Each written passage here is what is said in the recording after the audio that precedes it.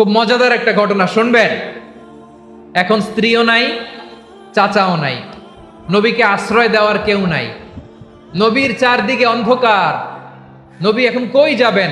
আমার পেয়ারা নবী নতুন স্টেশন খুঁজতেছেন, নতুন দাওয়াতি প্ল্যাটফর্ম খুঁজতেছেন। তিনি যায়েদ বিন হারেসা রাদিয়াল্লাহু তাআলা আনহুকে নিয়ে মক্কার পাশের একটা নেইবরিং সিটি তায়েফে চলে গেলেন।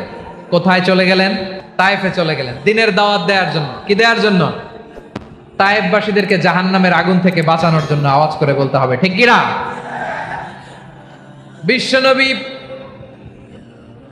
বিশাল মরুপথ, পাহাড়ি পথ পাড়ি দিয়ে তায়েফের মরুজমিনে গেলেন কোরআনের দাওয়াত নিয়ে, ইমানের দাওয়াত নিয়ে। কিন্তু তায়েফের লোকেরা বিশ্বনবীর দাওয়াতকে শুধু প্রত্যাখ্যান করেই থামে নাই, তারা বিশ্বনবীর সাথে অত্যন্ত খারাপ আচরণ করেছে। বিশ্বনবীকে শারীরিকভাবে হেনস্থা করেছে, আমার নবীকে শারীরিকভাবে অত্যাচার করেছে, আমার পেয়ারা নবীর গায়ে পাথর মেরেছে, বিশ্বনবীর গা বেয়ে ঝরঝর করে রক্ত ঝরেছে, নবী জামিনের মধ্যে লুটিয়ে পড়েছেন, আবার মেরেছে, আবার নবী হাঁটতে শুরু করলেন, পেছন থেকে আবার মেরেছে, আবার নবী রক্তাক্ত হয়ে জামিনের মধ্যে লুটিয়ে পড়লেন, আবার মেরেছে। বিশ্বনবীর মতো এত সুস্ত্রী মানব, বিশ্বনবীর মতো এত শুভ্র মানব, বিশ্বনবীর মতো এমন চমৎকার দেহাবয়ব দিয়ে রব্বুল আলামিন কাউকে বানান নাই। এরকম চমৎকার মানুষটাকে তারা তায়েফের ওই জমিনে রক্তাক্ত করেছে। বিশ্বনবী দুনিয়ার কোনো স্বার্থের জন্য সেখানে যান নাই, নিজের কোনো লাভের জন্য, প্রাপ্তির জন্য যান নাই, তায়েফবাসীদের জাহান্নামের আগুন থেকে বাঁচাতে গিয়েছেন। ঠিক কিনা বলেন? তায়েফের ছেলেরা নবীকে রক্তাক্ত করলো। আমার নবী কই যাবে? কই যাবে? মক্কায় জায়গা নাই, তায়েফে জায়গা নাই। তায়েফ থেকে ভারাক্রান্ত মন নিয়ে আমার নবী মক্কায় ফিরে আসলেন। বিশ্ব নবী মক্কায় ঢুকতে পারেন না। মক্কার মরুভূমির দিকে তাকিয়ে, উপত্যকার দিকে তাকিয়ে বিশ্বনবী ধা ধা করে কাঁদেন, ঝরঝর করে। নবীর চেহারা মোবারক থেকে চোখের পানিগুলো বেয়ে বেয়ে পড়ে। আমার জন্মস্থান, আমার শৈশব, কৈশোর, যৌবন কেটেছে এই মক্কায়, আমার এলাকায় আমি ঢুকতে পারি না। বিশ্বনবী মক্কার অনতি দূরে দাঁড়িয়ে জায়েদকে পাঠালেন, জায়েদ যাও, দেখো কেউ আমাকে সাপোর্ট করার মতো আছে কিনা, যাও অমুকের কাছে যাও। জায়েদ গেলেন, তারাও প্রত্যাখ্যান করে ফিরিয়ে দেয়। বিশ্বনবী বললেন যাও অমুক লোকের কাছে যাও, তিনিও প্রত্যাখ্যান করে ফিরিয়ে দিলেন। কেউ বিশ্বনবীকে আশ্রয় দিতে রাজি হয় না। নিজ জন্মভূমিতে বিতাড়িত বিশ্বনবী, সর্বশেষ বিশ্বনবী বললেন যাও মুতঈম ইবনে আদির ঘরে যাও। মুতঈম ইবনে আদি মুশরিক, তার কাছে যাও। গেলেন, মুতঈম ইবনে আদি রাজি হয়ে গেল। সুবহানাল্লাহ বলেন। দেখেন অনেক বিপদের সময়ও আমি নিজে সাক্ষী, সামাজিকভাবে, রাজনৈতিকভাবে কত ঝঞ্ঝা, কত ষড়যন্ত্র, কত কনস্পাইরেসি পাড়ি দিয়ে আমাদেরকে সামনে এগিয়ে যেতে হয়। এই শত্রুদের ভেতরেও একজনকে দাঁড় করিয়ে দেয় যে আল্লাহর কোরআনের জন্য রেডি হয়ে যায়। করেন সুবহানাল্লাহ। মুতঈম ইবনে আদি, আল্লাহ তার মনকে নরম করে দিলেন। মুতঈম বলে, মুহাম্মদ আমি তোমাকে আশ্রয় দিব। তার দুই ছেলেকে পাঠালেন, যাও খোলা তলোয়ার নিয়ে, স্কট দিয়ে, গার্ড অফ অনার দিয়ে মুহাম্মদকে মক্কায় ঢুকাও, আর বলো আমি আমান দেব। আমান কি দিব? আমান মানে সিকিউরিটি, নিরাপত্তা। সিকিউরিটি ছাড়া, আমান দেওয়া ছাড়া কেউ থাকতে পারতো না মক্কায়। দুই ছেলে বিষ্ণু ইসা ইসলামকে নিয়ে আসলো। নবী কাবার চারদিকে তাওয়াফ করলেন, নামাজ পড়লেন। আবু জাহেল, উতবা, শাইবা, ওয়ালিদ ইবনে মুগীরা সবাই দেখে, কেউ কিছু করতে পারে না, কারণ মুতঈম ইবনে আদি ঘোষণা দিয়েছেন আমি মুহাম্মদকে আমান দিয়েছি, মুহাম্মদের গায়ে যেন কেউ স্পর্শ না করে। আওয়াজ করে পড়েন সুবহানাল্লাহ। নবীর এই বিপদকালে মুহূর্তে মুতঈমের হৃদয়টারে নরম করে দিল কে? আচ্ছা লালমনিরহাটের ভাইয়েরা বলেন, এই মুতঈম কি মুসলিম ছিল না মুশরিক? সবাই বলতে হবে মুসলিম না মুশরিক? তাহলে মুশরিকের কাছ থেকে নবী পলিটিক্যাল অ্যাসাইলাম, আধুনিক রাষ্ট্রবিজ্ঞানের ভাষায় পলিটিক্যাল অ্যাসাইলাম, যেটাকে বলে রাজনৈতিক আশ্রয়, উনার আমান বা নিরাপত্তার এই ঘোষণায় তিনি মক্কায় ঢুকলেন। যতদিন নিরাপত্তা ছিল ছিলেন। মুতঈম যখন মারা গেল, বিষ্ণু ইসা ইসলাম হিজরত করে মদিনায় চলে গেলেন। সুবহানাল্লাহ। কিন্তু মুতঈম যে বিশ্বনবীর উপকার করছে এটা বিশ্বনবী ভুলে নাই। বিশ্বনবীর সবচেয়ে কাছের মানুষ খাদিজা রাদিয়াল্লাহু তাআলা আনহা ইন্তেকাল করেছেন। বিশ্বনবী বড্ড কষ্ট পেলেন, হৃদয়টা ভেঙে খান খান। যিনি ঘরের ভেতরে বিশ্বনবীকে সান্ত্বনা দিতেন, ভালোবাসা দিতেন, বাইরে গেলে কুরাইশরা বকাঝকা করে, অত্যাচার করে, কিন্তু আম্মাজান খাদিজা রাদিয়াল্লাহু তাআলা আনহা ঘরটারে এমন শান্তির নীর বানায় রেখেছেন, এই ঘরের ভিতরে ঢুকলে বিশ্বনবীর কলিজাটা ঠান্ডা হয়ে যেত। এজন্য রব্বুল আলামিন বলেন, খাদিজা, ও আমার বান্দি খাদিজা, জান্নাতে এমন স্পেশাল একটা ঘর আমি তোমার জন্য রেডি করে রেখেছি। ওই ঘরের মধ্যে কোনো আওয়াজ নাই, ওই ঘরের মধ্যে কোনো নয়েজ নাই, ওই ঘরে কোনো বিশৃঙ্খলা নাই।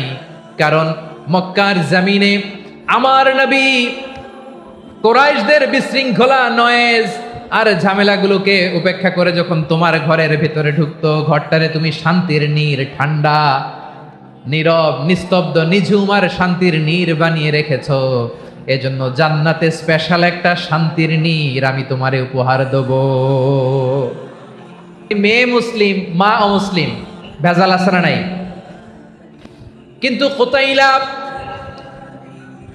আর ধৈর্য ধারণ করতে পারে না।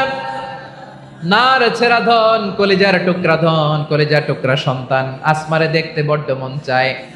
সাইয়েদনা আসমা রাদিয়াল্লাহু তাআলা আনহা মক্কা থেকে হিজরত করে মদিনায় চলে গেলেন হুদাইবিয়ার পর। যখন মক্কা মদিনার ট্রাফিক স্বাভাবিক হলো, মক্কার লোক মদিনায় যায়, মদিনার লোক মক্কায় আসে। কুতাইলা কলিজার টুকরা সন্তান আসমারে দেখার জন্য কিছু উপহার নিয়ে বিশাল মরুপথ পাড়ি দিয়ে মক্কা থেকে মদিনায় যায়। সুবহানাল্লাহ বলেন। এখন মা আসছে মেয়ের সাথে দেখা করতে, মেয়ে তো আর দেখা দেয় না। মেয়ে ভাবছে আমার মা তো মুশরিকা, অপবিত্রা, তার সাথে কি দেখা দেয়া যাবে? বিশ্বনবীর দরবারে চলে গেলেন। সুবহানাল্লাহ বলেন। কি সৌভাগ্যবান ছিল তারা, মাসলা জানার দরকার হলেই নবীর দরবারে চলে যেত। ঘরে বউয়ের সাথে ঝগড়া হলে নবীর দরবারে চলে যেত। অনেক সাহাবী বলে, আমার পেটে ক্ষুধা লাগলো আমি নবীর কাছে চলে যেতাম, কারণ নবীর চেহারার দিকে তাকালেই আমার পেটের ক্ষুধা মিটে যেত। সাইয়েদনা আসমা রাদিয়াল্লাহু তাআলা আনহা বিশ্বনবীর কাছে চলে গেলেন, যে বললেন, ইয়া রাসূলুল্লাহ, ইয়া হাবিবাল্লাহ, ইন্না উম্মি কাদিমাতুন ইলাইয়া ওয়া হিয়া রাগিবা। আমার মা মক্কা থেকে অনেক দূর মরুর পথ পাড়ি দিয়ে উপহার সামগ্রী নিয়ে মদিনায় আমার সাথে দেখা করতে এসেছে গো নবী। এখন আমি মুসলিমা, মা মুশরিকা, এখনো কি আগের মতো সদাচরণ করতে পারবো নাকি? বিশ্বনবী বললেন, নাম সিলিহা, হ্যাঁ রে আসমা, অবশ্যই অবশ্যই, আগে ঠিক যেমন তুমি তোমার মায়ের সাথে ভালো আচরণ করতে, এখনো তেমনি আগের মতো ভালো আচরণ করবা। আওয়াজ করে পড়েন সুবহানাল্লাহ। কি ইসলাম আমরা পেয়েছি! কত ব্রড মাইন্ডেড আমাদের ইসলাম, কত ওপেন মাইন্ডেড ইসলাম, কত ওপেন আপ করতে পারে, চিন্তা করতে পারেন। বিষ্ণু বললেন, হ্যাঁ অবশ্যই, নাম সুলিহা, আগে যেমনি ভালো আচরণ করছো আসমা, এখন ওইরকমই করো, পারলে আরো বাড়াই করো। সুবহানাল্লাহ বলেন। তাহলে আমার যে হিন্দু ভাইয়েরা, হিন্দু বোনেরা, ইমানের বদৌলতে, দৌলতে আপনি ধন্য হয়েছেন, আপনার আম্মা আব্বা এখনো মুসলমান হয় নাই, তাদের জন্য দোয়া করেন, তাদের জন্য দোয়া করেন, আল্লাহ যেন তাদেরকেও ইমানের দৌলত দান করে। আমরা সবাই পড়ি আমিন, আরো জোরে পড়েন আমিন। এখন বলেন, ইসলাম কি ন্যারো মাইন্ডেড রিলিজিয়ান না ব্রড মাইন্ডেড? লালমনিরহাটের যুবক ভাইরা আওয়াজ করো, ইসলাম কি ন্যারো মাইন্ডেড না ব্রড মাইন্ডেড? কতটা ব্রড মাইন্ডেড দেখেন। বিশ্বনবী সাল্লাল্লাহু আলাইহি সাল্লাম অমুসলিমরা যদি নবীকে উপহার দিত, ওই উপহারও বিশ্বনবী গ্রহণ করতেন। সুবহানাল্লাহ পড়েন। আপনার অমুসলিম বন্ধু যদি উপহার দেয়, সেটাও আপনি নিতে পারবেন, যেটা নেওয়া জায়েজ। কিন্তু আপনার বন্ধু যদি আপনার মদের বোতল দেয়, নিতে পারবেন? হ্যাঁ, মদের বোতল দিলে পারবেন না। আপনার বন্ধু যদি আপনার পর্ক দেয়, পর্ক, শূকরের গোশত মিশ্রিত কোনো খাবার, ওটা নিতে পারবেন না। হালাল যে কোনো জিনিস নিতে পারবেন। বিশ্বনবী সাল্লাল্লাহু আলাইহি ওয়াসাল্লাম অমুসলিমদের দেয়া হাদিয়া গ্রহণ করতেন। কেমন নবী ছিলেন! আমার নবীরে চিনে নেন, আমার নবীর অ্যাটিটিউড জেনে নেন। বিশ্বনবী সাল্লাল্লাহু আলাইহি ওয়াসাল্লাম যখন কোনো জনপদে যেতেন, 3টা অপশন নিয়ে যেতেন। প্রিয় ভাইয়ের আওয়াজ করে বলতে হবে, কোন জনপদে গেলে আমার নবীর অপশন থাকতো কয়টা? আমার মতো 3 আঙ্গুল উঁচু করে দেখান আর বলুন, আমার নবী কোন জনপদে গেলে কয়টা অপশন নিয়ে যেতেন? 1 নাম্বার অপশন, আসলিম তাসলাম। নতুন এলাকায় গেলে বলতেন আসলিম তাসলাম, ইসলাম ধর্ম গ্রহণ করো, শান্তিতে থাকবা, আমার ভাই হয়ে যাবো, আমরা ভাই ভাই। ইসলাম মানো, আমরা ভাই ভাই। অপশন নাম্বার কত? 1। যদি বলে না ইসলাম মানবো না, ওকে, অপশন নাম্বার 2, মুসলিম হওয়ার দরকার নাই, লা ইকরাহা ফিদ্দিন, ইসলামে কোনো বাড়াবাড়ি নাই। খ্রিস্টান আছো থাকো, বৌদ্ধ আছো থাকো, ইহুদি থাকতে চাও থাকো, কিন্তু আমরা যেহেতু রিজিওনাল সুপার পাওয়ার, আমাদের আন্ডারে থাকো, ট্যাক্স দিয়া থাকো, এটার বলে জিজিয়া। আলেম যারা আছেন বুঝবেন এটার আরবিতে কি বলে, জিজিয়া। You pay us the tax, we will give you the security. তোমরা ট্যাক্স দিবা, আমরা সিকিউরিটি দিব, আমাদের আওতায় থাকবা, কেউ তোমাদেরকে আক্রমণ করতে পারবে না, আমরা নিরাপত্তা দিব। সুবহানাল্লাহ বলেন। এটা অপশন নাম্বার কত? আচ্ছা বুঝে থাকলে বলেন, 1 নাম্বার অপশন কি ছিল? ইসলাম। ইসলাম মানো শান্তিতে থাকবা, ভাই ভাই, আমরা ভাই ভাই। অপশন নাম্বার 2, ট্যাক্স দাও, আমরা নিরাপত্তা দিব, মুসলিম হওয়া লাগবে না। এখন 1 নাম্বারও মানে না, 2 নাম্বারও মানে না, মুসলিম হবো না, ভালো, খ্রিস্টান থাকো, ট্যাক্স দাও, আমরা সিকিউরিটি দিব না, এটাও মানি না। বিষ্ণু বলেন তাহলে তলোয়ার আমাদের আর তোমাদের মাঝে ফয়সালা করবে, মুসলিমও হবো না, ট্যাক্স দিবা, নিরাপত্তা দিব, আমরা সুপার পাওয়ার, আমাদের আন্ডারে থাকবে, এটাও না। তাহলে তোমাদেরকে তো আমরা বিশ্বাস করতে পারি না, কখন না কখন বিশ্বাসঘাতকতা করো, কার সাথে মিলে হাত মিলাও, তলোয়ার আমাদের মাঝে ফয়সালা করবে। তখন তিনি জেহাদের সশস্ত্র সংগ্রামের ঘোষণা দিতেন। সুবহানাল্লাহ পড়েন। দেখেন পশ্চিমারা জেহাদকে এইভাবে চিত্রায়িত করে না, ওরা জেহাদ বলতে বোঝায় তলোয়ার, হাত কাটো, গলা কাটো না, জেহাদ সশস্ত্র সংগ্রাম 3 নম্বরে। অধিকাংশ ক্ষেত্রেই বিশ্বনবীর সুন্দর আচরণ দেখে, আরে আমার নবীর যে নুরানি চেহারা, অনেকে তো কেবল সিরেফ চেহারাটা দেখেই কালিমা পড়ে মুসলমান হয়ে গিয়েছে। যারা মুসলিম হয় নাই তারা তাদের ইসলামেই বলবৎ ছিল, ট্যাক্স দিয়ে ইসলামের আন্ডারে ছিল। যারা এটাও মানে নাই ওইটাও মানে নাই, তাদের বিরুদ্ধে জেহাদ। 7ম হিজরিতে বিষ্ণু ইসলাম সব সুপার পাওয়ারের কাছে চিঠি দিলেন, রোমান সম্রাটের কাছে, পারস্য অধিপতির কাছে, মিশরের অধিপতির কাছে, সবার কাছে চিঠি লিখলেন। চিঠির ভাষা ছিল এরকম, মিন মুহাম্মাদিন রাসূলিল্লাহ ইলা মুকাওকিস আযীমিল কিবত, মুহাম্মদ রাসূলুল্লাহর পক্ষ থেকে মিশরের বাদশার কাছে, আসলিম তাসলাম, ইসলাম মানো শান্তিতে থাকবা, সালামুন আলা মান ইত্তাবা আল হুদা, শান্তি তার জন্য যে হেদায়েতের অনুসরণ করে। সুবহানাল্লাহ পড়েন। তো এই চিঠি অনেকে ভালোভাবে রিসিভ করেছে, অনেকে এই চিঠি পাওয়ার পরে নবীর কাছে আবার ইন রিটার্ন উপহার পাঠিয়েছে। কি পাঠিয়েছে? উপহার। মিশরের বাদশা মুকাওকিস তিনি বিশ্বনবীকে বিশাল এক উপহারের ডালি পাঠিয়েছেন। মিশরের বাদশা মুকাওকিস ছিলেন ধর্মে খ্রিস্টান। লালমনিরহাটের ভাইয়েরা আওয়াজ করে বলেন, মিশরের বাদশা ধর্মে কি ছিল? খ্রিস্টান। কি উপহার দিয়েছিল আমার নবীকে? শুনতে মনে যায়? 1000 স্বর্ণমুদ্রা।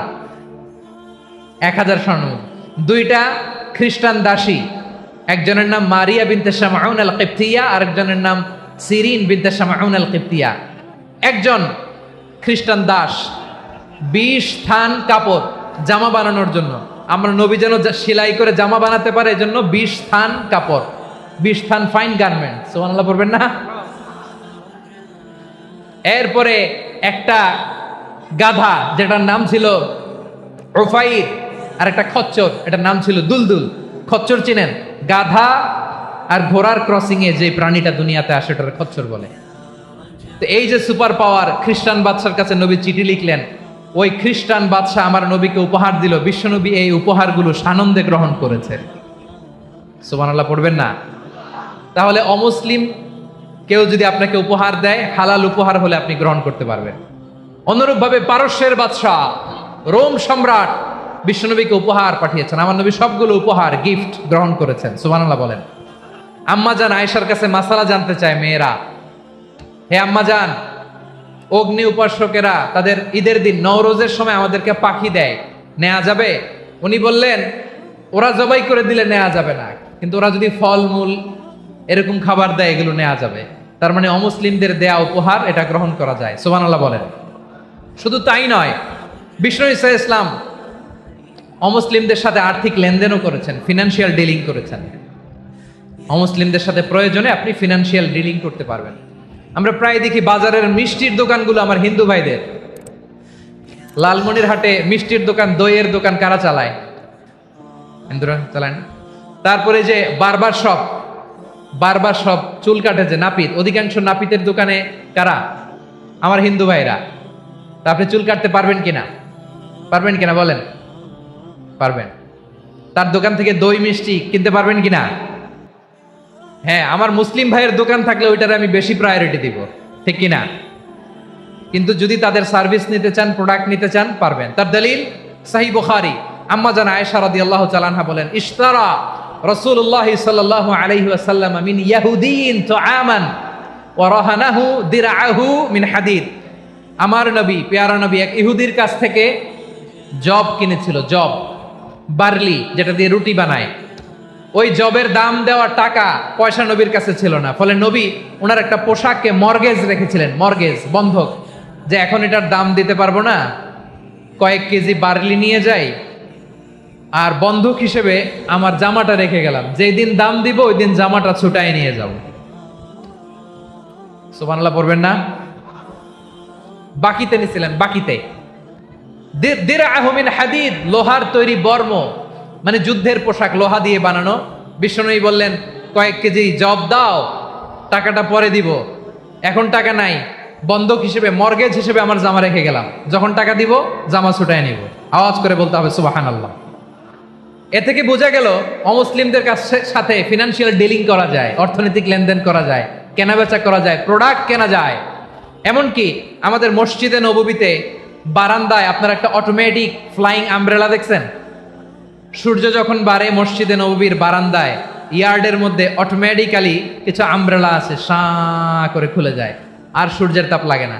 আবার সন্ধ্যাবেলায় এই আমব্রেলাগুলো ওরা ক্লোজ করে ফেলে, দেখেন নাই না? দেখছেন? এই মসজিদে নববীকে সর্বোচ্চ উন্নত মানের কনস্ট্রাকশন ইনফ্রাস্ট্রাকচারে ডেভেলপ করার জন্য কর্তৃপক্ষ কিছু অমুসলিম ইঞ্জিনিয়ারের, ডিজাইনারের সহায়তা নিয়েছিল। সুবহানাল্লাহ বলেন। কোন দলিলের ভিত্তিতে? এই দলিলের ভিত্তিতে যে বিষ্ণু ইসা ইসলাম অমুসলিমদের সাথেও লেনদেন করেছেন। আওয়াজ করে বলতে হবে আল্লাহু আকবার।